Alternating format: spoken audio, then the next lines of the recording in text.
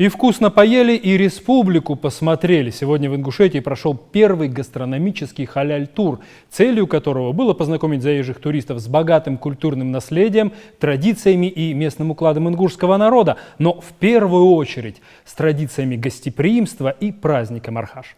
Подробнее Зарема Ивлоева. Гастрономический тур для туристов по Ингушетии начинается с осмотра главных достопримечательностей на мемориале памяти и славы.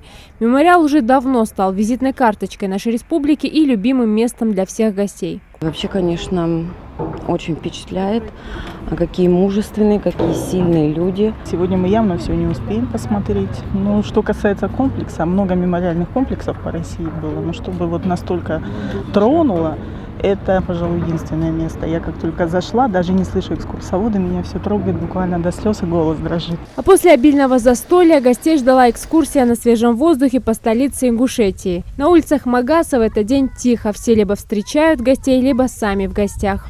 Здание администрации главы. И с левой стороны это башня Согласия, символ города. В Баку, откуда родом одна из туристок, тоже отмечают Ид-аль-Фитр с размахом. Но отличия все-таки есть. Почти как у вас. Тоже друг к другу гости ходят. Только у нас не справляют 3 раза. У нас справляют 2 раза. 2 раза у нас нету женского дня. Вот. Очень весело.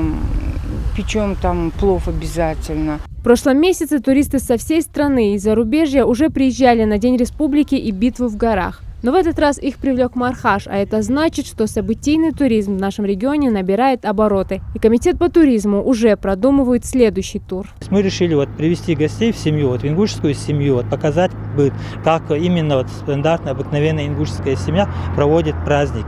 И эта идея, я думаю, удалась нам. То есть и нашим жителям республики, которые приняли наших гостей, понравилось это, и гостям нашим понравилось. В Ингушетии туристы провели всего 1 день. И если раньше их возили по башенным комплексам, то сегодня познакомились с самой главной достопримечательностью нашей республики – с ингушскими семьями, традициями гостеприимства и национальной кухней. Зарема Ивлоева, Хава Султыгова, Илес Дасхоев. Новости 24.